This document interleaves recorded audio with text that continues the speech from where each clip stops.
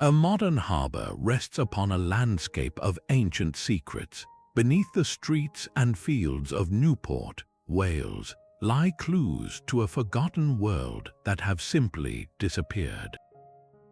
This is the story of vanishing Neolithic treasures, artifacts and monuments discovered only to be lost again, leaving behind one of prehistoric Britain's most frustrating puzzles. By the end, you will understand how an entire chapter of human history can be erased not by catastrophe, but by the slow march of progress and time.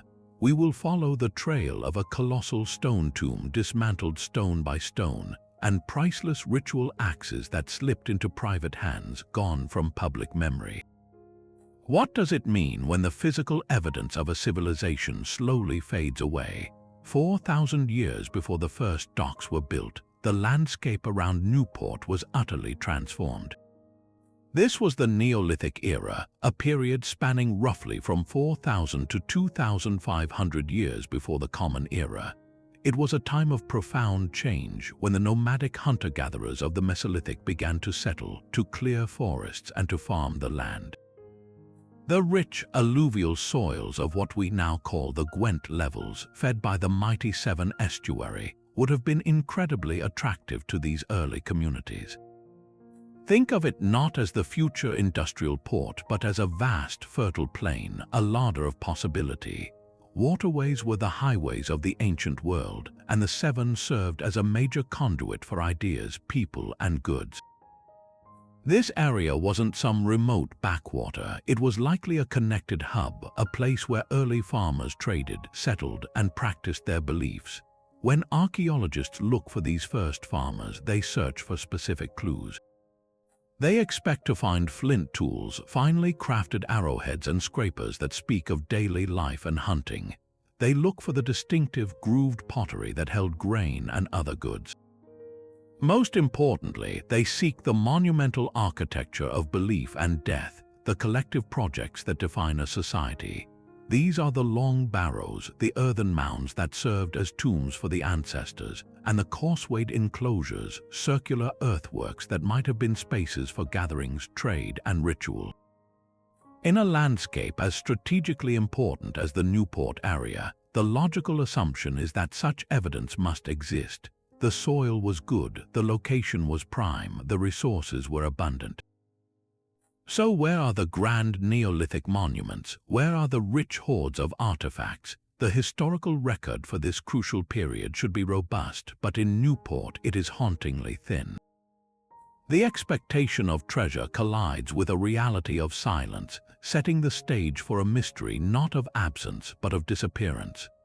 The first major clue to this vanished world emerged not from the soil but from old books and fading memories. In the late 18th century, a local antiquarian named John Strange recorded something remarkable near the village of St. Bride's, Wentluge.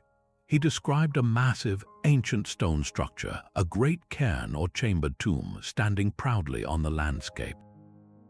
This was no simple pile of rocks. Antiquarian accounts suggest it was a sophisticated Neolithic monument, likely a communal tomb where generations of early farmers laid their dead to rest. Such tombs were far more than graves. They were houses for the ancestors, permanent markers on the land that declared a deep, enduring connection to a place. They spoke of a society organized enough to move enormous stones and spiritually complex enough to invest immense labor in honoring the dead. The St. Bride's cairn was a territorial signature, a statement written in stone that said, "Our people are here and have been here for a very long time." Yet today, if you go to that same spot, you will find nothing. No looming mound, no jutting capstones, not a single visible stone. The monument vanished completely, not in a single cataclysm, but through a slow, deliberate erosion. Over centuries, local farmers and builders saw the cairn not as a treasure, but as a convenient quarry. Why haul stone from miles away when a perfectly good pile of it sits right there? So, stone by stone, the tomb was dismantled. Its slabs likely became foundations for cottages, walls for fields, or hardcore for country lanes. The physical evidence of an entire belief system was literally carted away and repurposed, its sacred geometry scattered and lost.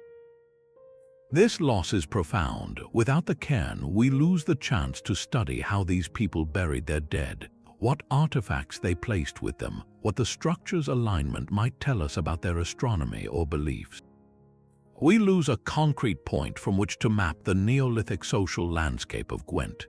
The silent space where the cairn once stood is a lesson in how history can be erased by the mundane needs of the living, a quiet theft performed not by thieves but by time and utility. But the story of Newport's missing Neolithic world does not end with lost monuments. Sometimes the evidence emerged from the ground, only to vanish once more into the shadows of private collections. This is the curious case of the polished stone axe hoards. Across Britain, the Neolithic period saw the creation of beautiful, highly polished stone axes, tools of such fine craftsmanship that their purpose often seemed to transcend the practical. In the Newport area, several of these axes have been found, not as single lost items, but in groups deliberately buried together. These are hoards, and they tell a story of astonishing connections. The axes themselves are the first clue. Many were not made from local Welsh stone. Scientific analysis has shown some originated in the volcanic rock of the Lake District, over 200 miles to the north. Others came from Cornwall to the far southwest. Think about that for a moment. In an age without roads, wheels, or written language, someone transported a heavy, finished stone axe from the mountains of Cumbria all the way to the coast of South Wales. This was not a simple tool trade, it was a network. These axes moved through gift exchange, alliance building, or ritual trade, passing from hand to hand across generations and landscapes. They were objects of immense symbolic power, likely representing status, authority, or a connection to distant, spiritually significant places. Their final act was a deliberate burial, perhaps an offering to the earth, a commemoration of an event, or a sacred deposit to mark territory. Yet here, the Newport mystery deepens. These hoards were typically discovered by accident. A farmer's plow would strike stone in the 19th century, or construction workers would uncover a cache in the 20th. And this is where the trail goes cold. Too often, these finds were not reported to authorities or archaeologists. A beautiful polished axe was a curiosity, a trophy, something to be taken home and placed on a mantle. Without proper recording, the exact location of the find was lost. Without the location, archaeologists cannot study the context, the soil, or what else might have been buried with them. The axes that did make it to museums are the rare exceptions, the survivors. Countless others simply disappeared into private drawers and attics, their stories severed from the land that held them. So we are left with a haunting paradox. We have physical proof of sophisticated, island-wide trade networks converging on the Newport area, but the evidence is fragmented and incomplete. Each lost hoard is a missing data point, a broken link in a chain that connected Neolithic Britain. We know the networks existed because of the axes we have, but we cannot map them fully because of the axes we have lost. The most fragile evidence of Newport's Neolithic past is not buried on dry land, but lies hidden beneath the waves and mud of the Severn estuary. Along the Gwent Levels at the very lowest tides, a ghostly landscape emerges from the silt. This is the submerged forest, a preserved snapshot of an ancient world. Here, the roots and stumps of trees that flourished thousands of years ago stand in eerie silence, encased in thick layers of peat and black clay. This waterlogged environment is an archaeologist's dream, for peat acts as a remarkable preservative. In the absence of oxygen, organic materials that would have rotted away on dry land, wood, leather, plant matter, even human and animal footprints can survive for millennia. Within these dark, sticky layers, tantalizing fragments of Neolithic life have been found. Scatters of charred hazel nutshells speak of simple foraging meals. Pieces of carefully worked wood hint at tools or structures we can only guess at. Most hauntingly, the preserved footprints of people and animals have been discovered. captured in a single moment of crossing this wet ground, a direct physical connection to a day 4,000 years ago.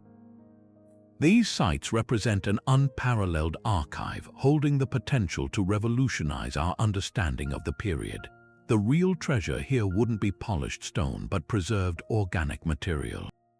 Imagine discovering a fragment of a woven basket, a wooden digging stick with the wear marks of its owner's hands, or even the remains of a dug-out canoe that plied these ancient waterways.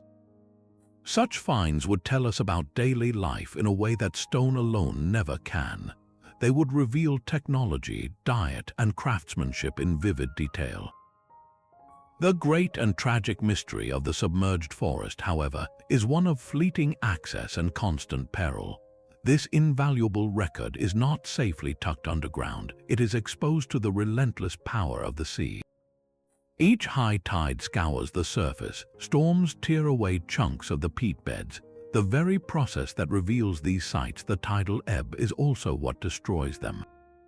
Archaeologists are in a race against time and tide, knowing that a perfectly preserved wooden artifact could be uncovered one month and washed out to sea the next, lost forever before it can be properly documented or studied. It is a slow-motion vanishing act where the sea reclaims its secrets almost as quickly as it gives them up. Perhaps the most telling clue to a lost society is not its grand monuments but its broken dishes. For the Neolithic people of the Newport area, their story was also written in clay. The pottery they crafted, fired, and used every day provides a silent yet eloquent record of their lives. We would expect to find two main types. First, the earlier, simpler plain bowls used for storage, cooking, and eating. Later, a more distinctive style emerged known as grooved ware, characterized by its flat bases, straight sides, and intricate patterns of lines, spirals, and geometric motifs pressed into the surface before firing. This was not merely functional pottery. The complex designs on grooved ware suggest it held a special significance, perhaps used in communal feasts or rituals that bound the community together. A single shard of this pottery is a tiny time capsule. Its fabric can tell us where the clay was sourced. Its decoration can link this community to others across Britain who shared similar artistic traditions. Most importantly, when found in a clear archaeological layer, pottery is one of the best tools for dating a site, allowing us to pin human activity to a specific century. These fragments are the fingerprints of daily life, the evidence of meals shared, grain stored, and ceremonies performed. Yet in the story of Neolithic Newport, the ceramic record is another chapter full of holes. For generations, field walkers and farmers have turned up weathered pieces of worked flint and rough pottery shards in their plow soil. To an untrained eye in the 19th or even early 20th century, a brown, undecorated potsherd was just a piece of old broken crockery, utterly unglamorous compared to a polished stone axe or a gold coin. In many early antiquarian digs, if beautiful artifacts were not immediately found, the less exciting material, the charcoal, the animal bones, the pottery fragments, was often carelessly discarded. It was considered rubbish, not data. Even when shards were kept, they were frequently poorly labeled, their exact find spot lost or vaguely recorded as somewhere in a particular field. This casual loss is devastating. Each discarded potsherd was a lost data point. A collection of plain bowl fragments could have marked the location of a Neolithic homestead, a place where a family lived and farmed. A cluster of grooved ware might have pinpointed the site of a seasonal gathering or a sacred space. Without these ceramic markers, we cannot trace the settlement patterns across the landscape. We cannot say with certainty where people lived, how their styles changed over time, or how they connected to wider cultural currents. The vanishing pottery creates silent zones in our map, areas where we know people must have been, but where we can no longer hear the faint, everyday sounds of their lives echoing up through the soil. This reliance on pottery and stone axes points to a deeper, more fundamental question. Where did the people of this landscape get the most essential material of their daily lives? For cutting, scraping, hunting, and carving, nothing was more vital than flint. This hard, glassy stone fractures in a predictable way, allowing skilled hands to shape it into razor-sharp edges. Yet here lies another layer of the Newport enigma. Flint is not native to South Wales. The nearest major geological sources are far to the east, in the chalk downs of southern England or across the sea in Ireland. So every single flint tool found in a Newport field, every arrowhead and scraper, represents a journey. It is an imported object carried across significant distances. This fact forces us to rethink the early communities here. They were not isolated, they were connected to vast exchange networks, obtaining this crucial material through trade, travel, or pilgrimage. But the journey of flint often involved more than just moving a finished tool. Sometimes the raw material itself was transported. Imagine a Neolithic traveler returning from the coast of Devon or southern England, their pack heavy with unworked flint nodules gathered from beach pebbles or shallow quarry sites. These grey, crusty lumps held immense potential. The real treasure for archaeologists would be finding the place where this potential was unlocked. We are not just looking for lost tools, but for the lost workshops. A flint knapping site leaves behind a very specific kind of evidence. It is a scatter of history written in stone debris. You would find the discarded cores, the lumpy remnants of the original nodule after flakes have been struck away. You would find the flakes themselves, the sharp byproducts of the shaping process, some rejected for imperfections. And amongst this debris, you might find the occasional broken or unfinished tool, a project abandoned mid-creation. Such a site would be a window into a Neolithic craftsperson's mind. The density of the debris could tell us how intensive the work was. The styles of the flakes could reveal the knapping techniques passed down through generations. It could even hint at specialization, perhaps a particular family or individual known for their skill, producing tools not just for themselves but for trade within their community. The frustrating reality is that these workshop sites are incredibly elusive. Think of the landscape as it changed. A perfect knapping spot 4,000 years ago might have been a sheltered, dry area at the base of a low cliff overlooking the estuary, with good light and a ready supply of fresh water for working the stone.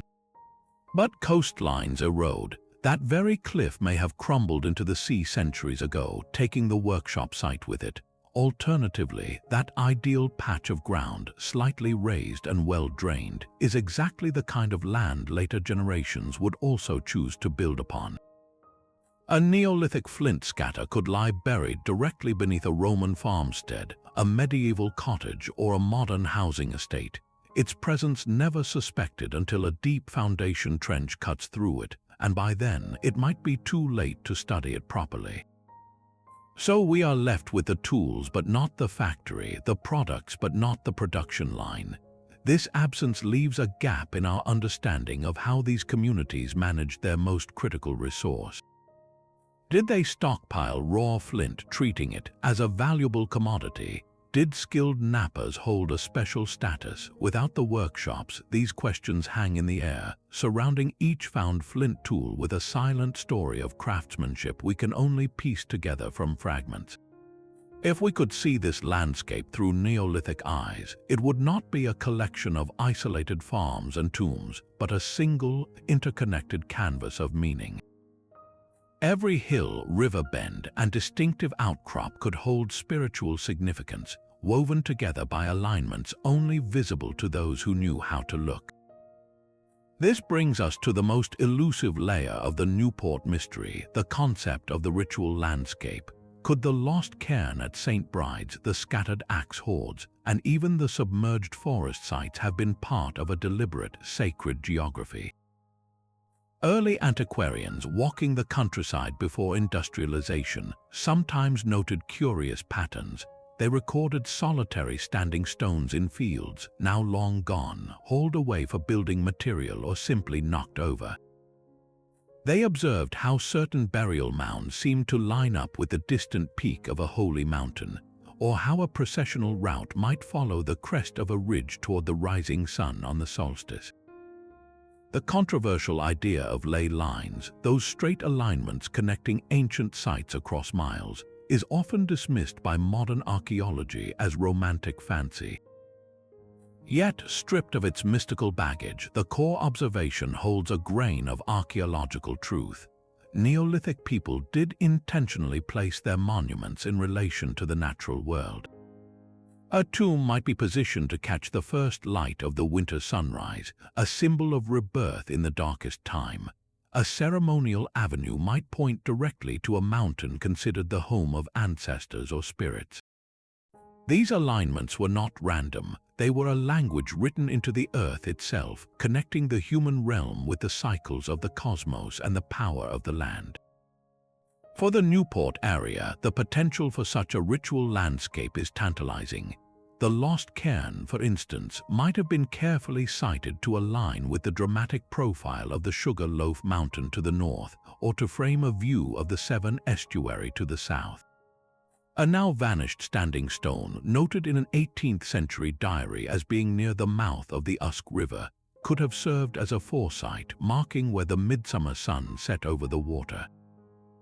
But here we hit the central tragedy. The systematic destruction of the physical markers has shattered this potential map beyond recovery. It is as if someone took a meticulously connected circuit board and smashed most of its components, leaving behind a few lonely resistors and wires with no way to trace the original connections. Without the cairn, we cannot measure its alignment. Without the standing stones, we have no points to connect. The axe hoards, potentially buried at spiritually charged locations, are now disconnected dots on a map, their context erased. This loss transforms what might have been a coherent, intelligible sacred geography into a box of disconnected fragments. We are left with whispers of a pattern, a haunting sense that these people saw a unity in their world that we can no longer perceive. The very progress that built Newport's docks and roads likely bulldozed the last reference points of a 4,000-year-old belief system, leaving us to wonder if we are not just searching for lost objects, but for a lost way of seeing the land itself. Amidst all this loss, one object stands defiantly against the sky. On the edge of the Gwent Levels near the village of Goldcliff, a single, weathered stone pillar rises from the earth. This is the Goldcliff Stone, a potential lone survivor from a vanished age. It is an imposing sight, a rough-hewn monolith of old red sandstone that towers over a person, its surface pitted and scarred by centuries of wind and rain. Its location feels significant, perched on a slight rise with commanding views across the flat, reedy levels toward the Severn estuary. To stand beside it is to feel a palpable connection to deep time, but the question that hangs in the air is, a connection to what exactly? Is this a genuine Neolithic menhir, deliberately erected by those first farming communities? Or is it simply a natural glacial erratic, a boulder dumped by retreating ice sheets thousands of years before humans arrived? Some historians even suggest it might be a much later medieval boundary marker, placed to denote a property line or parish limit. The stone itself offers no clear answers. It lacks the cup marks or carvings found on some ceremonial stones, and its shape, while dramatic, is not conclusively artificial. This very ambiguity makes it a perfect symbol for the entire Newport mystery. Even the objects that seem to survive are shrouded in doubt, their stories fractured. Local folklore, however, has never been shy about filling the silence with tales. For generations, stories have swirled around the Goldcliff Stone. One persistent legend claims it marks the grave of a giant, a being from a mythic age who fell in battle. Another tale speaks of it as a turning stone, that if you can manage to spin it 3 times, a secret treasure will be revealed. These stories, passed down through whispers, are more than just quaint fables. They represent a deep, instinctual human need to explain the unexplained, to imbue an ancient and out-of-place object with meaning and memory. The folklore acts as a kind of cultural glue, attaching narrative to a stone that official history cannot definitively categorize. It becomes a placeholder for lost knowledge, a way for the community to claim the monument even when its original builders are nameless. So let us assume for a moment that the stone is Neolithic. If that is true, then its loneliness is the most profound part of its story. In the ritual landscapes of prehistoric Britain, standing stones were rarely solitary. They existed in circles, in rows, in pairs, or as part of larger complexes involving tombs and enclosures. A single men here was a point in a constellation. The Goldcliff stone, then, is a star whose constellation has been erased. Where are its companion stones? What structure or alignment did it once anchor? Was it a sighting stone for astronomical events, pointing toward a solstice sunrise over the distant hills? Or was it a territorial marker, denoting a sacred space or a meeting ground for distant tribes? We cannot know because every other piece of the puzzle is gone. Its context has been stripped away by the plow, by development, by the slow silt of the estuary. It stands not as a clear window into the past, but as a poignant monument to all that has been lost. It is a sentinel guarding empty fields, a silent witness to a world it can no longer describe. This solitary stone embodies the central frustration of Newport's Neolithic heritage. We are not just missing artifacts, we are missing the connections between them. We have a single word from a forgotten language with no dictionary to tell us what it means. The search for answers leads us inevitably to the very people who first asked the questions. In the 19th century, a new breed of enthusiasts began to turn their attention to the ancient landscape. These were the antiquarians, gentlemen scholars, clergymen, and local historians driven by a powerful curiosity about the distant past. For the first time, someone was systematically looking for Newport's Neolithic story. Figures like Sir John Lubbock, a pivotal figure in British archaeology who championed the preservation of ancient monuments through law, brought national attention to the plight of sites being destroyed by industrial progress. Closer to home, dedicated local historians walked the fields, interviewed farmers, and meticulously recorded what they saw. We owe them an immense debt. Without the detailed notes and sketches of men like John Strange, who documented the St. Bride's cairn, we would not even know that such a monument had ever existed. Their published journals and county histories are often the only written record of artifacts and sites that have since completely vanished from the physical world. They were, in a very real sense, the first responders to a past under assault. Yet their methods, viewed through a modern lens, present a profound and troubling paradox. The Antiquarian approach was fundamentally one of collection and classification, not of contextual understanding. An excavation was often an unsystematic treasure hunt. The goal was to find beautiful, intact objects, the polished axe, the perfect arrowhead, the complete pot, to display in a private cabinet or donate to a newly forming museum. The process of how they dug, however, was frequently destructive. They lacked the modern concept of stratigraphy, the crucial principle that soil layers are laid down in sequence over time, and that an object's position within those layers is the key to dating it and understanding its relationship to other finds. In their eagerness to reach the good stuff, they would often dig straight through these layers, mixing the soil of the Neolithic with that of the Bronze Age, the Roman period, and the medieval era. Context was obliterated in the pursuit of the prize. This created a specific kind of loss. Let's say an antiquarian unearthed a beautiful polished jadeite axe from a field near Newport. He would carefully brush it off, admire it, and record in his notebook, found a fine axe near the old oak tree. The axe itself was saved, and it might even reside in a museum drawer today. But everything else about that find was lost forever. What was buried with it? Was it placed in a pit alone or alongside other objects? Was it lying on a bed of charcoal, suggesting a ritual offering? Was it found at the same depth as those plain pottery shards he considered rubbish and tossed aside? That single note, near the old oak tree, is virtually useless for modern science.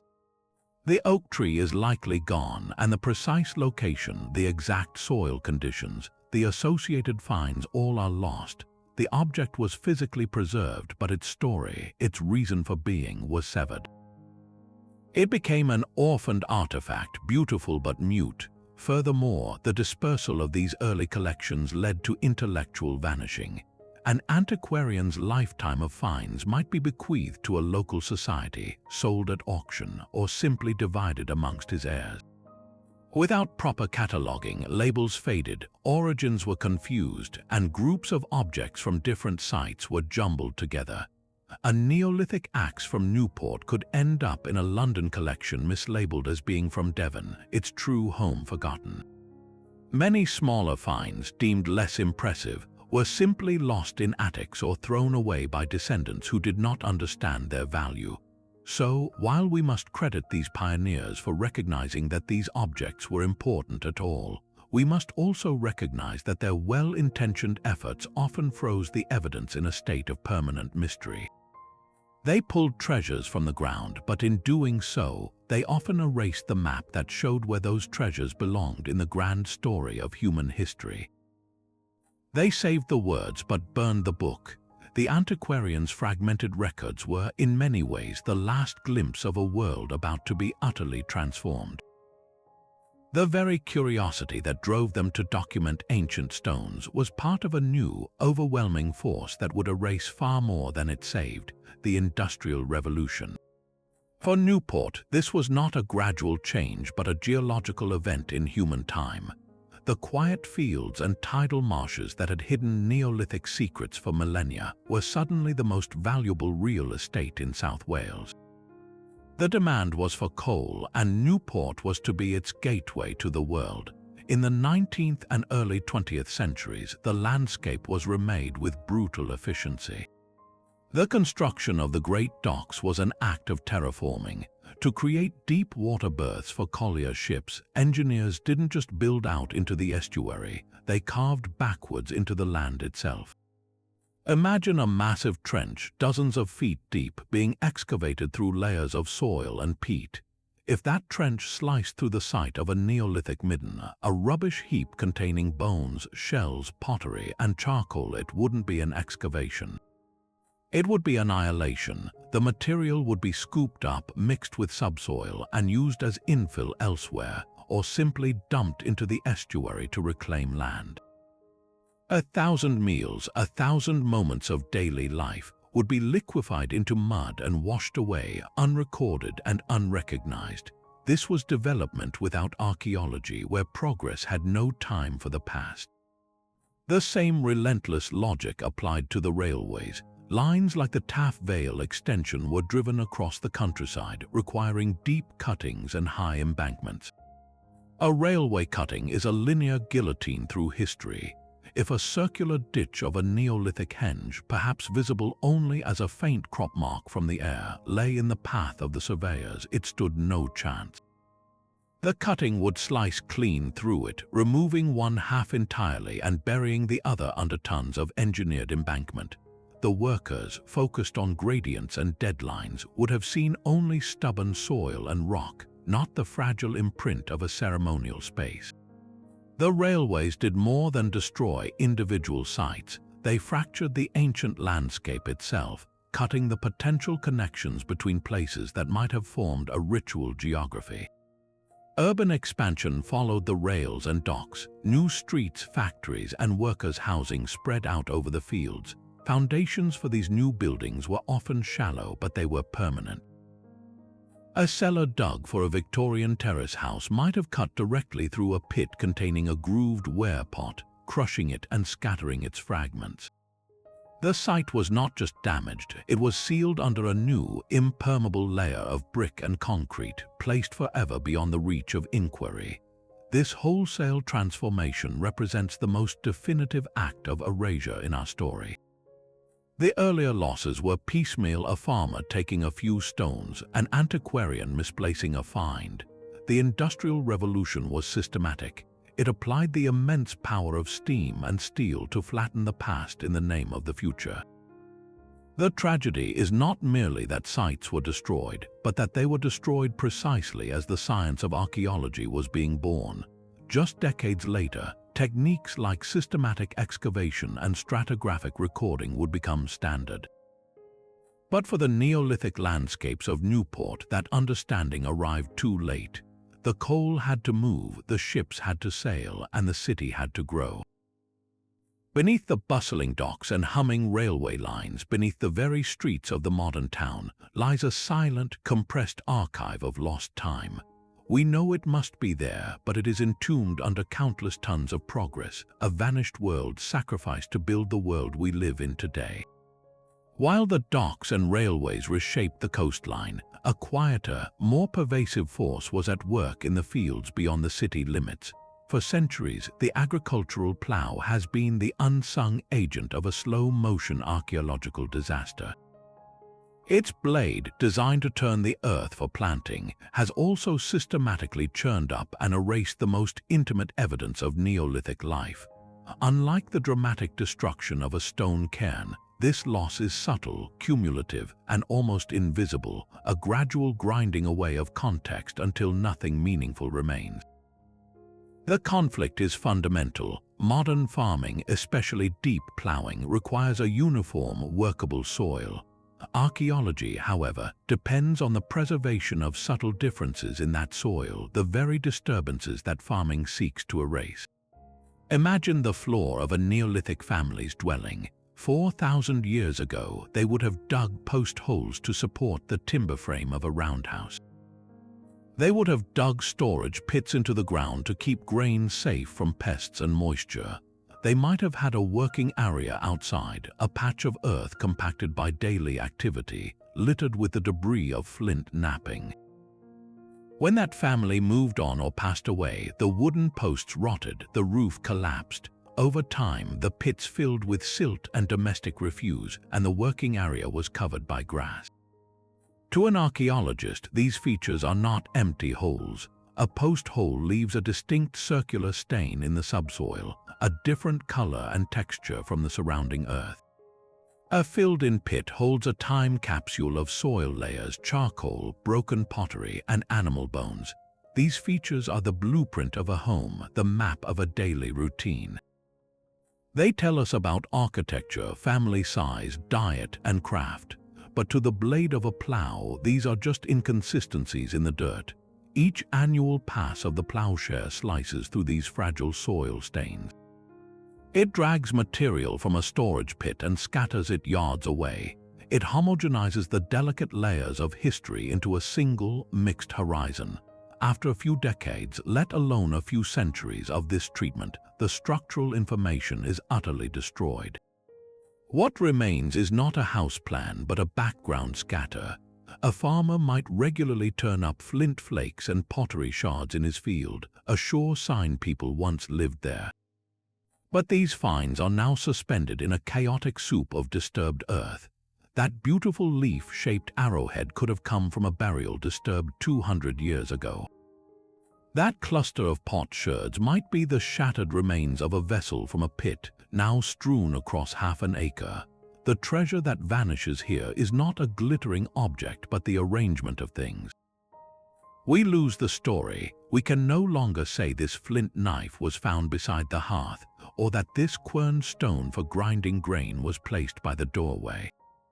The spatial relationships that reveal how people lived and worked together are pulverized into noise. This creates a profound frustration for researchers. They know a settlement existed in a certain area because the artifacts keep appearing, yet they can never excavate it properly because the plow has already done the excavation for them in the most destructive way possible.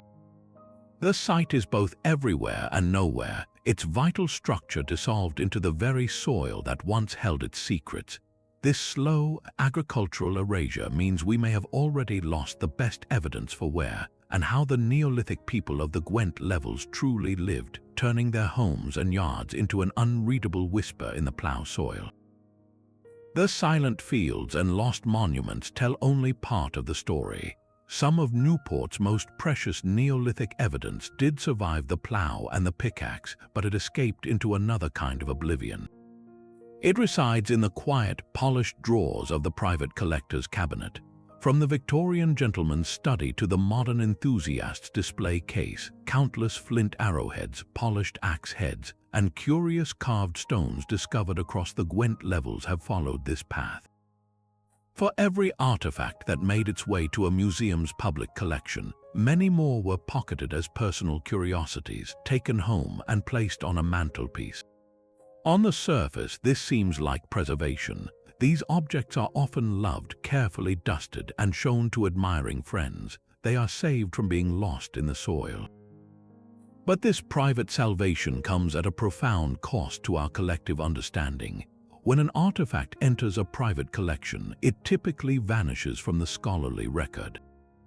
The most critical piece of information, its provenance, is usually the first thing to fade. Provenance is not just a fancy word for location. It is the artifact's life story written in the earth. It is the exact field, the depth it was found at, what soil layer it came from, and what other objects were found with it. In a private setting, that story shrinks to a single, vague note, found near Newport in the 1950s.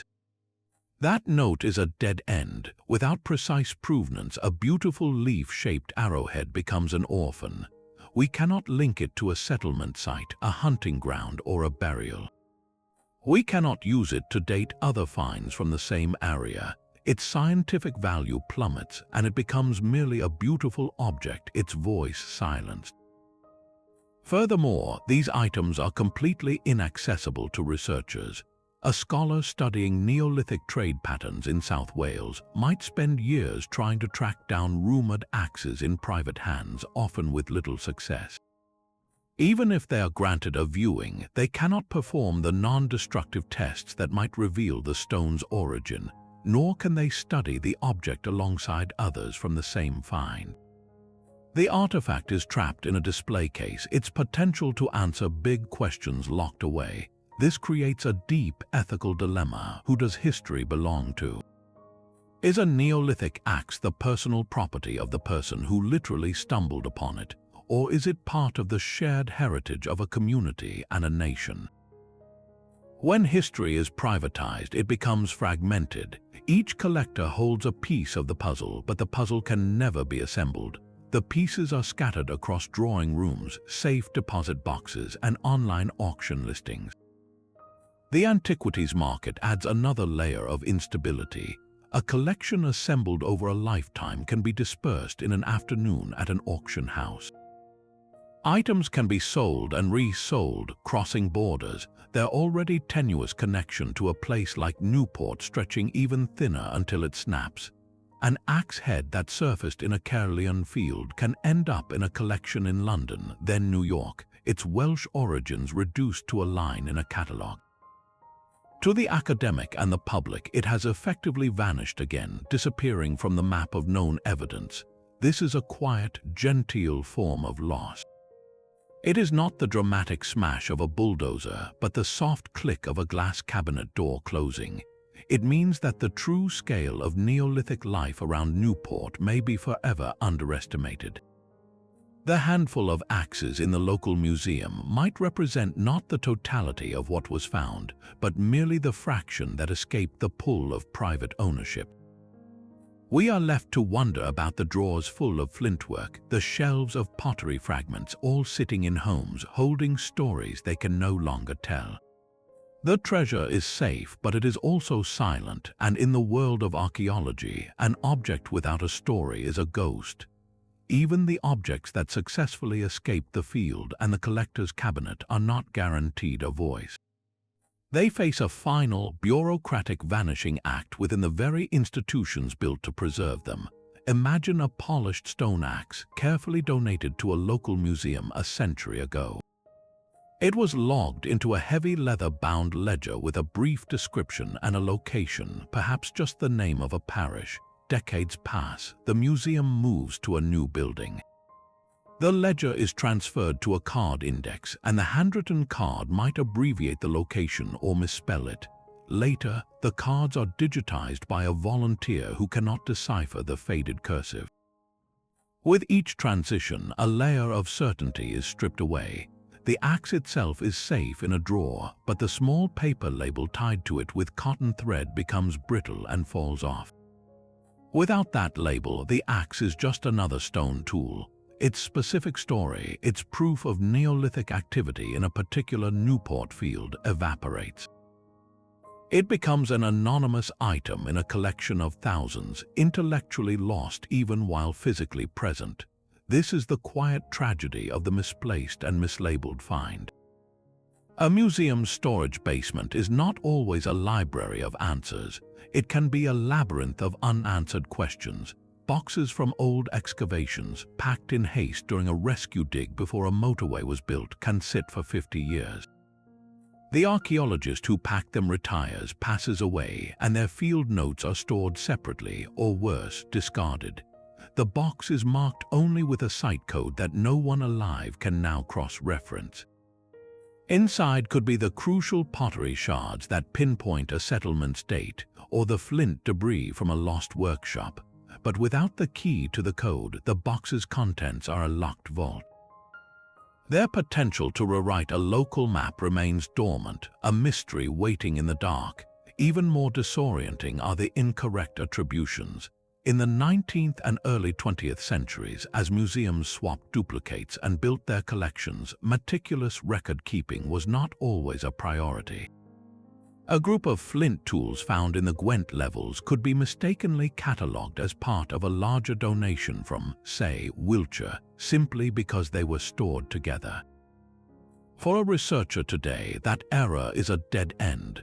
They might be studying Neolithic Wiltshire and dismiss these Welsh tools as outliers, or they might be studying Newport and never think to look in a collection catalogued under a different county entirely. The artifact is not lost, but it is hidden in plain sight wearing the wrong name tag. There are rare, hopeful stories of rediscovery. A curator reorganizing a storage area might stumble upon a dusty box with a familiar local place name peeking through the grime.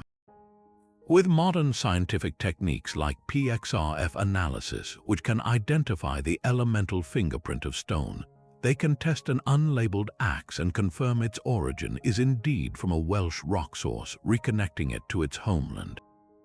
But these are fortunate exceptions. For every object re-identified, countless others remain in silent limbo. This means the official record, the archaeological maps and inventories we rely on, are inherently incomplete. They show only what has been found and correctly documented.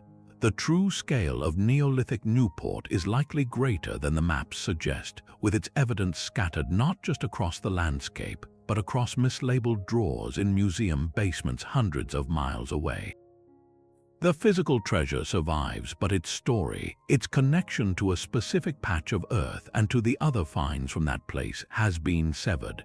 It becomes a word without a sentence, a puzzled piece from a box we can no longer open. The land itself has been in constant, slow motion since the last ice age ended. While human hands were dismantling cairns and plows were churning fields, an even greater force was reshaping the very stage upon which this Neolithic drama played out. The coastline you see today is a recent arrival, and the world of those first farmers lies partly drowned beneath the shifting tides of the Severn estuary. To understand this final, vast act of vanishing, we must grasp two immense geological processes. The first is post-glacial sea level rise. As the colossal ice sheets that once covered northern Britain melted, all that frozen water returned to the oceans, causing global sea levels to climb steadily for thousands of years. The second is isostatic adjustment. Think of the land as a giant, stiff mattress. The immense weight of the ice sheets, sometimes over a mile thick, had pressed down on Scotland and northern England. When that ice melted, the released land began to slowly rebound, rising back up like the mattress after a person gets off it. But here's the crucial twist for South Wales. While the north was rising, the southern edges of Britain, uncompressed by the ice, actually tilted downward slightly. This combination created a perfect storm for the Gwent Levels. As global seas rose, the local land in the Newport area was also sinking relative to the north. This double effect meant the sea advanced inland far more dramatically here than in other parts of the British coast. Maps of the changing coastline tell a startling story. Around 6,000 years ago, at the dawn of the Neolithic, the shoreline was miles further out into what is now the Bristol Channel. Vast tracts of fertile, wooded lowland, drained by rivers like the prehistoric Usk, existed where there is now only open water and thick, deep silt.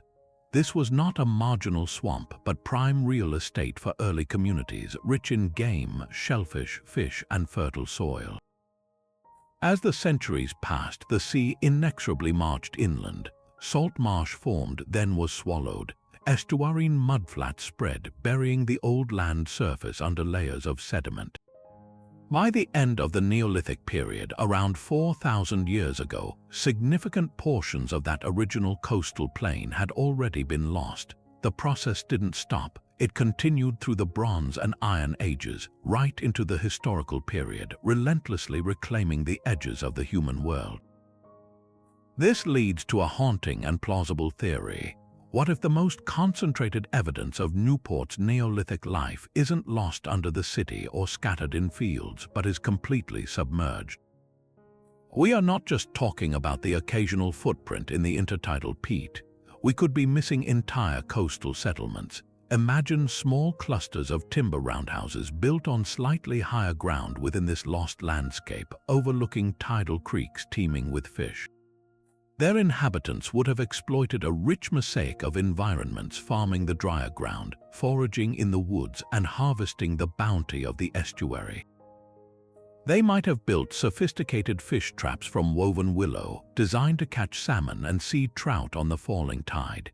Their daily meals would have created vast shell middens, piles of oyster, mussel, and cockle shells that could grow over generations into small hills. These are the types of sites that provide an incredibly detailed picture of diet, seasonality, and daily routine. All of it is likely gone, not to treasure hunters or farmers, but to the sea. The rising waters would have first made these areas uninhabitable, forcing communities to retreat inland. Then, over subsequent centuries, the relentless deposition of silt and the scouring power of tides would have buried any structural remains under many feet of soft, anoxic mud. The sea became the ultimate curator and destroyer. It preserves organic materials like wood and leather with astonishing fidelity in its oxygen-free mud, but it also conceals them utterly. It holds these treasures in a perpetual, dark vault, occasionally offering a fleeting glimpse, a piece of worked wood during an exceptionally low tide, a few shells eroding from a peat layer before snatching them back. This natural vanishing act is perhaps the most complete of all. It doesn't just remove objects, it removes entire places from the map of human memory. There is no folk tale about a drowned village from 4000 BC, no local legend to point the way. The sea took the settlements, their tools, their refuse heaps, and even the very memory of their location, leaving behind only the silent, grey expanse of the estuary and a profound question mark hanging over the waters. What stories are locked in that deep, dark silt? Stories that may never be told because the curator who holds them is also the agent of their permanent disappearance. Against this backdrop of relentless loss, a new kind of hunt is underway. Modern archaeology in the Newport area is no longer a leisurely pursuit of antiquarians. It is a disciplined race against the clock, spearheaded by teams like the Glamorgan Gwent Archaeological Trust. Their mission is forensic, to find what remains before the next wave of development seals it away forever. They wield tools that would seem like science fiction to those 19th century collectors. One of the most powerful is geophysical survey. Picture archaeologists walking in a slow, methodical grid across a green field, pushing a device that looks like a lawnmower. This is not a mower, but a ground-penetrating radar or a magnetometer. These instruments send pulses or measure magnetic fields beneath the soil, revealing hidden patterns invisible to the naked eye. The readout on their screen might show the perfect circular ghost of a filled-in ditch or the rectangular shadow of a long-buried pit. It is a form of seeing through time, a non-invasive X-ray of the landscape that pinpoints exactly where to look, turning random guesswork into a targeted investigation. From the sky, another technology paints the land in stunning detail. LiDAR, which stands for light detection and ranging, uses laser pulses from an aircraft to map the ground surface, stripping away trees and buildings to reveal the subtle bumps and hollows of the earth itself. From a LiDAR map, the faint, rounded outline of a plowed-down burial mound might emerge in a field that looks perfectly flat from the ground. These are the maps of lost worlds drawn with light. This high-tech detection is often mobilized by a crucial, modern requirement: developer-funded archaeology. Today, when a planning application is submitted for a new housing estate, supermarket, or road bypass, archaeologists are frequently called in to assess the potential impact on buried heritage. This system is a double-edged sword. On one hand, it provides the funding and legal impetus to investigate sites that would otherwise be destroyed without a second thought. It has led to remarkable rescue excavations right in Newport's path of growth. For instance, during works for a new link road or a drainage scheme, archaeologists have uncovered scattered but telling evidence, like flint tools and fragments of that distinctive grooved ware pottery, confirming Neolithic activity in places where the historical record was silent. These finds, however small, are vital data points proving that people were there, living and working on land now destined for tarmac and concrete. Yet this system also defines the frantic, reactive nature of the race. Archaeology under these conditions is not driven by curiosity but by crisis. It happens only when a site is already under threat, with a bulldozer scheduled and a construction deadline looming. The team from the Trust might have only a matter of weeks, not seasons, to excavate. They work in all weather, carefully peeling back soil layers, knowing that every hour counts. In this pressurized environment, some treasures are saved, but the context is often only partially recovered. A team might excavate a section of a Neolithic ditch, finding beautiful artifacts, but be unable to trace its full circuit because the rest lies under an existing road or a property boundary they cannot access. They recover a fragment of the story, a single paragraph from a chapter, while the rest of the narrative is carted away in the bucket of an excavator. It is a salvage operation, not a leisurely read. The pressure can lead to heartbreaking compromises. A geophysical survey might reveal the stunning outline of an entire settlement, a cluster of roundhouses and working areas directly in the path of a new foundation. With time and money running out, the archaeologists might have to make a terrible choice: to excavate only a sample area, a percentage of the site, documenting it as thoroughly as possible before the rest is destroyed.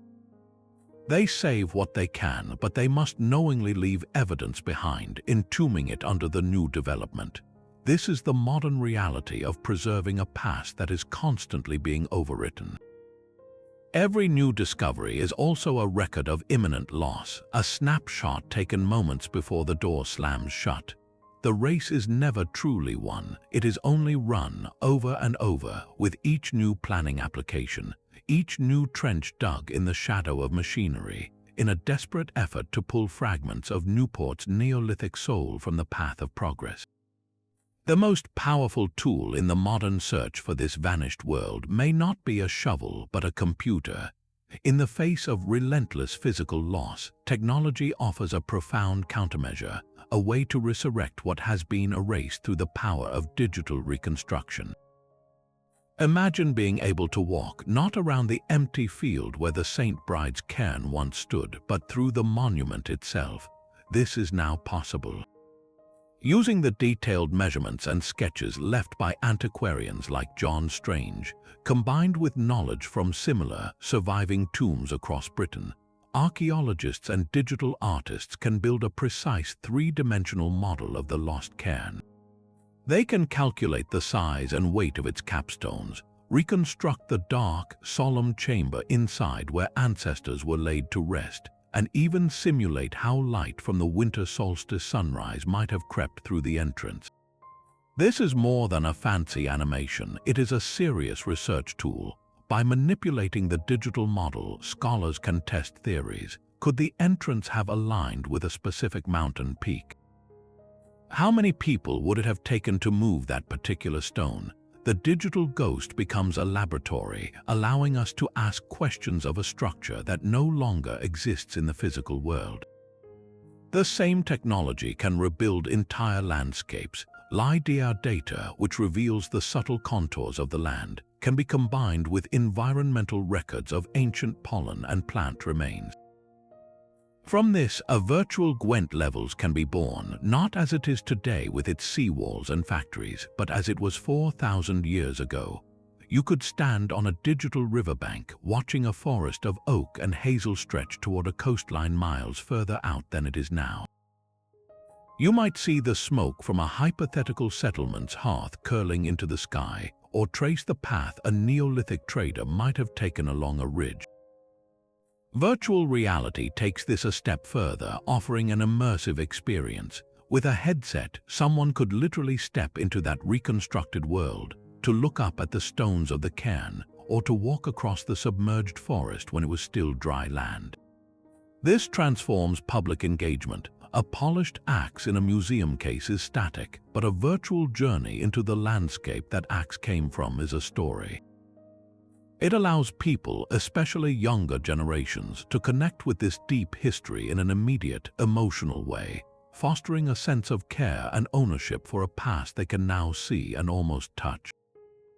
Perhaps most importantly, digital reconstruction creates a permanent, indestructible archive. Stones can be quarried, artifacts can be lost, and paper records can fade. But a meticulously built three-dimensional model, stored across multiple servers and digital repositories, can be copied infinitely without degradation. It becomes a new kind of artifact, a digital memory that is immune to the plow, the tide, and the passage of time. This does not replace the profound loss of the original physical evidence. We can never get back the actual soil that held the footprints or the true weight of the stone in a Neolithic hand. Yet, in pulling together every scattered clue, the Antiquarian sketch, the LiDAR scan, the single surviving axe head, the digital reconstruction weaves a new tapestry from the frayed threads of history. It allows the vanished to speak again, not in whispers from the soil, but in a clear, visual language that can be shared with everyone. It is a declaration that while the treasures themselves may be gone, their story does not have to end. A giant once walked the land where the docks now stand. That is what the old stories say. While the physical stones of Newport's Neolithic past have vanished, something else has lingered in the air, passed from grandparent to child in the form of tales and warnings. These are the folk memories, the oral traditions that can act as a strange, distorted echo of a world long gone. In the absence of written records, communities often weave explanations for the inexplicable things around them. A peculiarly shaped boulder in a field, a sudden mound on otherwise flat land, a place where the light falls in an odd way at dusk, all of these can seed legends. Across the Gwent Levels, stories persist of fairy rings and hidden folk, of places you shouldn't build or plow for fear of disturbing the ancient residents. Scholars now listen to these tales with a new ear, not as childish fantasy, but as potential cultural fossils. The so-called fairy folk, often described as small, elusive, and connected to the earth, bear a curious resemblance to how later, incoming peoples might have mythologized the memory of the original, smaller-statured Neolithic inhabitants who seem to appear from and disappear into the landscape.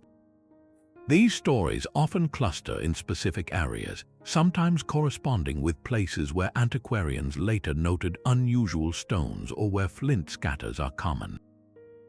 They become a kind of psychic map, marking places the community instinctively felt were different, long after anyone remembered why. Consider the legend of the giant and the stone. All over Britain, you find massive, isolated stones with a local story attached. A giant, in a fit of pique or a contest of strength, threw it from a distant mountain. The Goldcliff stone itself is not immune to such tales. This is a classic folkloric explanation for a large, out-of-place object. It must have been moved by a being of superhuman power, because the idea that ordinary people could have done it was lost to time. But what if the core of the story preserves a sliver of truth? The giant could be a metaphor for the collective effort of a Neolithic community, their coordinated labor appearing godlike to later generations. The throwing might encode the memory of the stone's deliberate transportation and erection, an event so significant it became mythologized. The story, in its own way, marks the stone as important, even if the reason has been forgotten. Then there are the tales of buried treasure, not pirate gold but something older. Stories of pots of gold hidden under a specific hill or a hoard guarded by a spectral hound are ubiquitous. In a Neolithic context, this could be a folk memory of actual buried hoards, those polished stone axes or ceremonial deposits. A farmer in the 18th century, turning up a cache of beautiful, unfamiliar stone tools, might interpret them as a mysterious treasure, and the story would evolve from there. The guardian of the treasure, whether a ghost, a dragon, or a fairy, serves as a supernatural deterrent, a community's way of saying this place is not to be disturbed. It is a protective legend, and in some cases it may have actually worked to preserve a site from casual looting for centuries. These narratives are not history books, but they are a form of memory. They represent a community's long-term relationship with its landscape, a way of encoding wonder and warning into the geography. They tell us that people sensed the past was here, even when they could no longer see it. The stones were gone, but the stories they inspired took root, a whispered, resilient afterlife for treasures that had vanished from sight. Just a short drive from Newport's silent fields, the past stands defiant and whole. In the gentle, rolling countryside of the Vale of Glamorgan, two colossal stone tombs have weathered the millennia. These are Tinkin's Wood and St. Lythan's, and to walk into their shadow is to step directly into the world Newport has lost. They are not mere piles of rock, they are architectural marvels of the Neolithic mind. Tinkin's Wood is staggering. Its burial chamber is capped by a single, gigantic stone slab, a capstone that weighs over 40 tons. To put that in perspective, that's the weight of 10 large elephants. This monstrous lid rests on a ring of upright stones, creating a dark, cavernous space inside where an entire community's ancestors would have been laid to rest over generations. The effort to move and position that capstone represents a breathtaking feat of social organization, engineering, and sheer will. Nearby, St. Lythan's offers a quieter but no less powerful statement. Its chamber stands open, a simple, elegant box of massive stones topped with another huge capstone, silhouetted against the sky on a grassy hill. This is a dolmen, a stone table that has become the iconic image of prehistoric Britain. Both monuments were originally covered by long, trapezoidal mounds of earth, making them even more imposing landmarks on the ancient landscape. They were houses for the dead, certainly, but they were also permanent claims on the territory, symbols of a people's right to be there, and likely centers for rituals that connected the living community with their forebears and the spiritual forces of the earth. Seeing these intact giants makes the absence in Newport physically painful. We are not just missing artifacts, we are missing cathedrals. The engineering prowess on display at Tinkin's Wood forces a direct and haunting comparison. If communities just 20 miles to the west could orchestrate the movement of a 40-ton stone, what might the people living on the fertile Gwent Levels, with their access to waterways and resources, have achieved? The logical conclusion is inescapable. Newport almost certainly had monuments of comparable ambition. The lost cairn at St. Bride's Gwent Levels, described by antiquarians, was likely a cousin to these tombs, perhaps just as large, just as carefully constructed. But where Tinkinswood's capstone still strains against gravity after 4,000 years, the St. Bride's cairn was reduced to foundation stones for barns. The void is not just in the ground, it is in our imagination. Because we have Tinkinswood, we can close our eyes and picture what that Newport cairn might have looked like, the quality of its stonework, the dim, sacred atmosphere inside its chamber. But it is only a guess, a phantom monument built from the blueprint of what survived elsewhere. The comparison reveals a deeper, more subtle loss. These surviving tombs are not isolated sculptures, they are parts of a lived-in ritual landscape. Archaeologists have found that Tinkinswood and St. Lithans are connected to other features. There are traces of processional avenues, of surrounding ditches and banks that defined sacred precincts, and even evidence of seasonal gatherings. They were nodes in a network of belief, geography, and community. This is the true magnitude of the tragedy for Newport. We haven't just lost a single cairn, we have lost an entire network. We have lost the processional route that might have led from the River Usk up to a tomb on a ridge. We have lost the surrounding enclosure where people gathered for funerary feasts, leaving behind the scattered bones of animals and the distinctive fragments of grooved ware pottery. We have lost the alignments to other, smaller markers or to the solstice sun. The nearby treasures hold their context close, allowing us to read a full sentence of history. Newport's lost treasures are lone, forgotten punctuation marks, their meaning erased. So when we look at the mighty capstone of Tinkinswood, we are not just looking at a stone, we are looking at a mirror.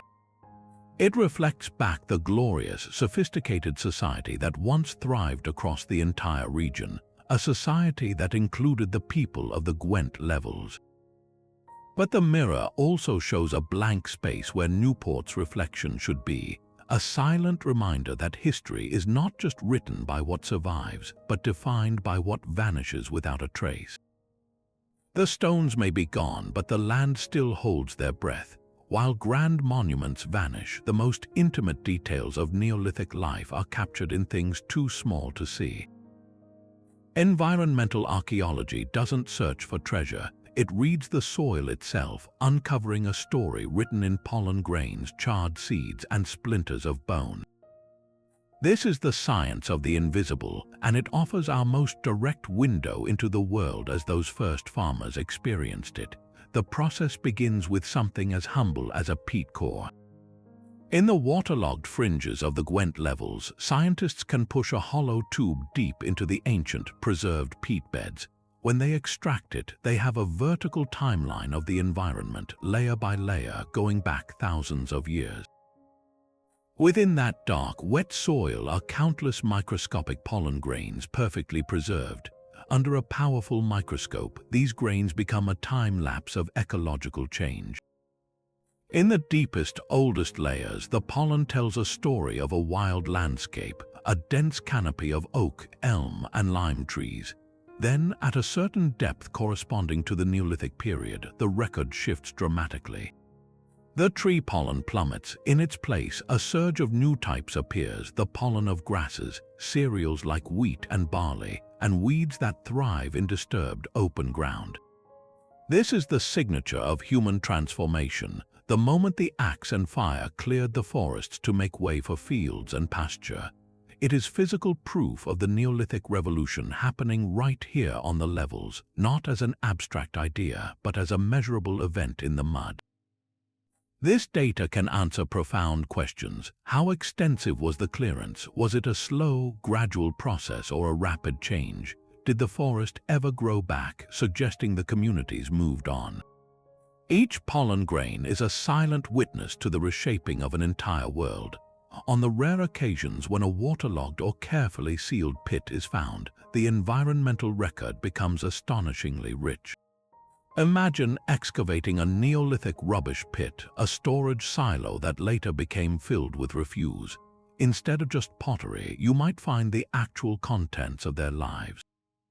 Carbonized seeds are a common find, grains of emmer wheat or barley that were accidentally burned, a cooking mishap from 4,000 years ago that turned them to charcoal, preserving their shape forever.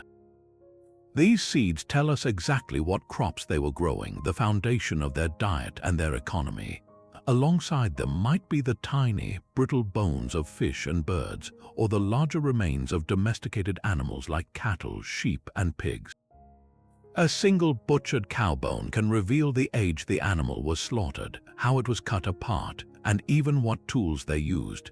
The mix of species paints a picture of a mixed farming economy, likely supplemented by hunting red deer or foraging for wild fruits and nuts from the remaining woodland.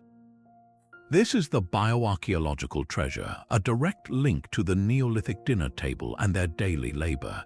It tells us they weren't just monument builders, they were herdsmen, crop tenders, and skilled butchers. Their economy was complex and adapted to this specific landscape of estuary, forest, and field. Yet this category of evidence faces the most subtle and total vanishing act of all. Unlike a stone axe, you cannot pick up a layer of pollen with your hands. You cannot see a distribution of fish bones from the surface. This data exists only in situ, in its precise original location and soil matrix. If an archaeological excavation is rushed, or if the excavators are not trained to recognize and sample these fragile clues, they are destroyed in an instant. The backhoe of a development that cuts through a peat layer doesn't just move dirt, it scrambles the timeline, mixing pollen from the Roman era with that from the Neolithic, rendering the core sample meaningless. A hurried dig that focuses only on collecting pretty artifacts might shovel through a rich, ashy layer full of charred seeds, dismissing it as unimportant dark soil. The loss is absolute and silent. No one laments the pollen grains that were never collected because they were never seen. This is why modern rescue archaeology is so meticulous, taking bulk soil samples from every distinct layer to be later processed by specialists using water flotation, a technique that gently separates delicate organic remains from the soil. It is a slow, painstaking science, the antithesis of the antiquarian treasure hunt. When these invisible treasures are lost, we lose the texture of life itself.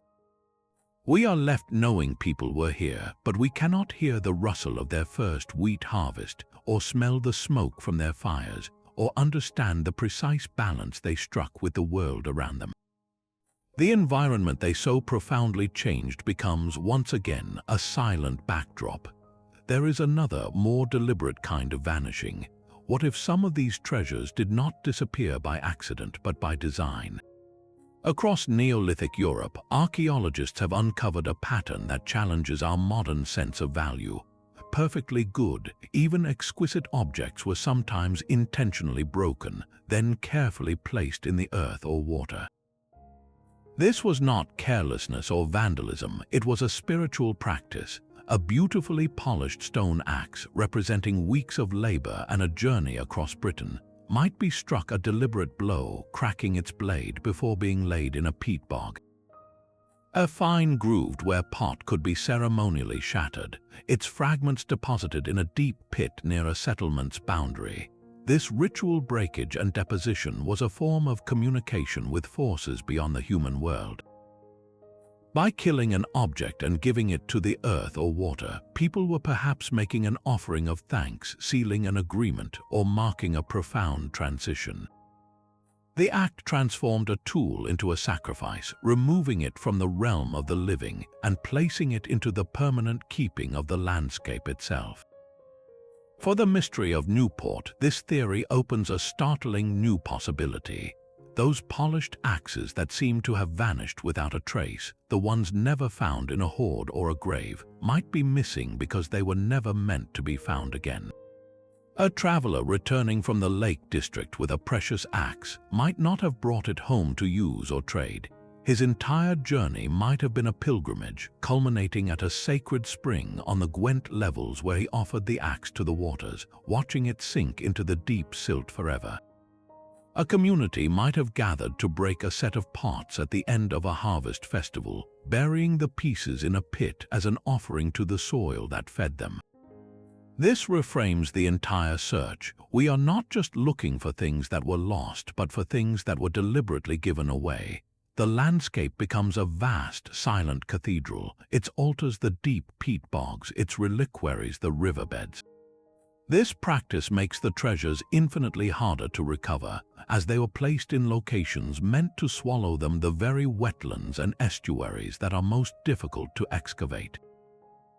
But it also imbues their absence with a profound meaning. Their vanishing was the point. The act of deposition completed their story, turning them from functional objects into eternal messages.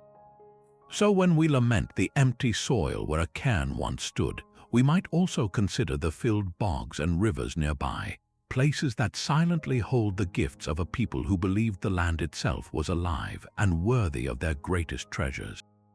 Among the whispers of lost tombs and axes, one artifact stands out for its sheer, tantalizing ambiguity. In the mid-19th century, scattered reports surfaced of a peculiar stone discovered in the Newport area. It was said to bear a series of straight, incised lines cut along its edge, markings that some observers boldly suggested resembled Ogham script. This was no ordinary find. Ogham is an early medieval alphabet used primarily in Ireland and Western Britain from around the 4th to the 7th centuries, consisting of groups of lines and notches carved along the corner of a stone. If genuine, an Ogham stone in South Wales would be a revolutionary discovery. It would be hard, physical proof of direct Irish contact or settlement in the Gwent Levels, a tangible thread connecting this landscape to the wider Celtic world during the twilight of Roman Britain and the dawn of the early medieval kingdoms. It would suggest missionaries, traders, or even settlers from across the Irish Sea leaving their mark, literally, on the local stone. The implications would ripple through the history of the entire region, rewriting narratives of cultural exchange in the post-Roman period. But the stone itself did not stick around for proper study. Like so much else, it vanished. The historical references are frustratingly vague, often second- or third-hand accounts in antiquarian journals. One report might place it near the old castle, another in a field by the river. There is no surviving sketch, no detailed drawing of the markings, no precise record of its dimensions or the type of stone. It simply appears in the historical record as a rumor of lines on a rock, and then it is gone, likely taken for building material or broken up, its fate as murky as its origins. This leaves us with a classic Newport mystery, a puzzle with most of the pieces missing. Was it a genuine Ogham inscription, a rare and priceless treasure? Could it have been a later medieval or even modern graffito misinterpreted by eager antiquarians? Or were the markings simply natural geological fissures or the random scars of centuries of plow strikes, seen by someone who desperately wanted to see writing? Without the stone, we are left analyzing a ghost. The case perfectly encapsulates the theme of vanishing treasures. Here was an object that, if authentic, had the power to fundamentally alter our understanding of the area's history. Its potential value to scholarship was immense, yet because it was not recognized, protected, or properly recorded at the moment of its discovery, that potential evaporated. The stone passed from the physical world back into the realm of speculation, taking its secrets with it. It became a might-have-been, a footnote in a county history that teases us with what we could have known. This story is a cautionary tale about the fragility of evidence. It reminds us that not all treasures gleam with obvious worth. Sometimes the most important key to the past looks to an untrained eye like a plain rock with some odd scratches. And in the busy, practical world of 19th century Newport, a scratched rock was just another piece of rubble to be cleared away. The silence in the soil is not absolute. While centuries of loss have painted a picture of emptiness, modern archaeology suggests that whispers of Newport's Neolithic world may still survive in a few specific refuges. The first and perhaps most promising sanctuary lies beneath the very thing that buried so much, the deep alluvial deposits of the Gwent Levels. We know the rising seas drowned the old coastline, but that process also sealed it. In areas away from the intense industrial dredging of the docks, there could be intact, buried land surfaces from 4,000 years ago, preserved under meters of protective silt and peat. Imagine a pocket of the original Neolithic ground, a time capsule of that lost coastal plain, lying undisturbed beneath a modern pasture.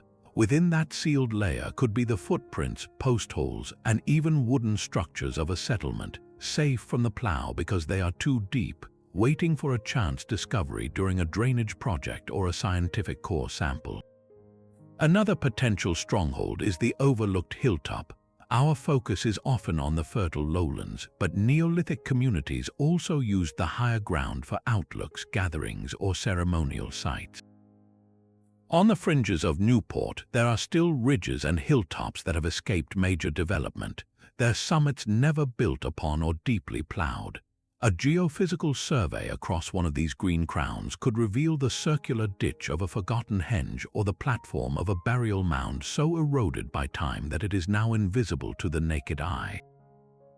Even within the urban fabric itself, hope persists in the form of green spaces, ancient churchyards, or the undeveloped margins of parks.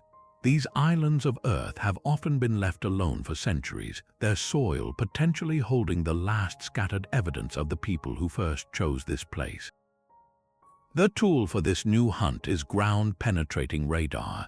Picture a team slowly scanning the open field of Tredegar House Park or the undisturbed ground around the old church at St. Woolos. The radar pulses downward, and on the monitor, a strange subsurface anomaly appears, a pattern of pits or a line of stones that does not belong to any known modern structure. That blip on the screen could be the signature of a Neolithic working area, a sacred pit, or the foundation of a home. Each scan is a question sent into the ground, and sometimes the ground answers. This is the hopeful counter-narrative to our story of loss. Not every treasure has been taken. Some are simply sleeping, hidden in places we have only just learned to look. The greatest discovery in Newport's Neolithic story may still lie ahead, a cache of axes in a waterlogged pit, or the post holes of a roundhouse found during a routine survey before a new cycle path is built. Yet this hope is tightly bound to a pressing urgency. These last pockets are precisely the areas now under threat, the green fields eyed for housing, the undeveloped hilltops considered for infrastructure. The race has entered its final, most delicate phase. It is no longer just about finding what was lost, but about protecting what fragile clues remain from the next, possibly final, wave of erasure. The future of this 4,000-year-old mystery depends on our willingness to look before we build, to listen with our technology to the quiet stories still told beneath the grass. 4,000 years ago, the sun rose over a different Newport. The landscape was a vibrant tapestry of life, not of docks and streets, but of communities deeply woven into the very fabric of the land. We can now attempt to connect the scattered dots, to weave a speculative but plausible tapestry from the threads of evidence we have followed. Picture the Gwent Levels not as a silent plain, but as a dynamic, managed environment. Small family groups likely lived in timber roundhouses on the slightly higher, drier ground, perhaps on the islands of firm soil that dotted the wetlands. Their days were shaped by the rhythm of the seasons and the tides. They cleared patches of the dense woodland with stone axes, some of which traveled hundreds of miles to get here to create fields for their hardy emmer wheat and barley. Their cattle and sheep grazed on the rich pasture, while out in the estuary they gathered shellfish and used cleverly woven traps to catch fish carried in on the Great Severn Tide. This was a connected community, not an isolated one. The estuary was their highway. The polished stone axes from the Lake District and Cornwall did not arrive by magic. They came by boat and by foot, passed along networks of trade and alliance that stretched across Britain. A traveler might arrive with a precious jadate axe, not merely as a tool, but as a token of connection, a symbol of a bond with distant peoples. The waterways connected them to ideas, to marriage partners, to exotic goods, making this area a cultural crossroads. To mark their place in this world, they built monuments of stone and earth. On the prominent ridges overlooking their settled valleys, they constructed communal tombs like the Great Cairn at St. Bride's. These were not hidden graves, but dominant landmarks. The massive capstones would have gleamed in the sunlight, visible for miles, declaring, "Our ancestors are here, and this land is ours." These tombs were likely centers for ceremony where the living gathered to honor the dead, reaffirming their shared identity and their claim to the fertile land below. Their spiritual life was intimately tied to the cycles of the land and water. The wetlands were not wasteland, they were sacred. In the dark, peaty soils of the marshes and beside the slow-moving rivers, they conducted rituals of offering. A perfect axe, perhaps one that had completed its journey from a distant mountain, might be struck a single, deliberate blow and laid gently into the black water, a gift to the spirits of the place. A beautifully decorated grooved ware pot used in a community feast might be ceremonially shattered, its pieces buried in a pit at the boundary of their settlement. These acts of deliberate deposition were conversations with the world they depended on, a way of giving back to the earth that sustained them. This, then, is the lost world whose ghost we have been chasing. A world of farmers and traders, of monument builders and ritual specialists, living in a landscape they were actively shaping. The silence we encounter today is not the silence of absence, but the echo of their presence, muffled by time, tide, and progress. The vanished cairn, the scattered axe hoards, the plowed-up pottery, these are all fragments of a single, coherent story. We are left with the profound realization that the empty fields and bustling docks of modern Newport are built upon a foundation of deep history, a vibrant Neolithic world that thrived here for centuries, whose whispers we are only now, with great patience and new tools, beginning to hear again. The story of Newport's Neolithic past is ultimately a story of silence. It is a narrative written not in stone, but in the empty spaces where stone once stood.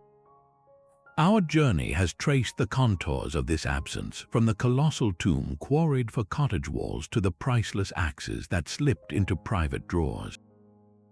We have watched as the plow scattered the blueprints of ancient homes and as the rising sea swallowed entire chapters of human settlement. This loss is not the dramatic result of a single catastrophe, but the accumulated effect of countless small, practical decisions made by farmers needing stone, builders needing land, and collectors wanting a trophy. Each act, understandable in its own time, chipped away at the physical evidence of a sophisticated world. The result is a fragmented prehistory for Britain, where a crucial piece of the puzzle, the story of a dynamic, connected community on the fertile Gwent Levels, exists mostly in hints and shadows. Those polished axes from distant mountains prove this was no backwater, but a hub in a vast network. The vanished cairn proves they were builders of ambition. Yet without the objects themselves, and more importantly without their context, we cannot fully hear their voices. We are left with a ghost of a civilization, its outline hauntingly clear, its substance frustratingly thin. This matters because every lost artifact, every plowed-under settlement, is a missing data point in the grand story of how Britain became Britain. It is a hole in our collective memory. So what can we do? The race against time and tide continues. You can be part of the search. Support your local archaeological trusts and societies, the groups engaged in the vital, underfunded work of rescue and research. Be a mindful steward of your own local landscape. That odd-shaped stone in your garden wall, the flint you find while gardening, the family story about a fairy ring in a nearby field, these are not just curiosities. They are potential clues. Report unusual finds to professionals. A photograph and a precise location can be a gift to history. Share the stories passed down, for folklore is often the last echo of a lost truth. The past is not always buried, sometimes it is just waiting to be remembered.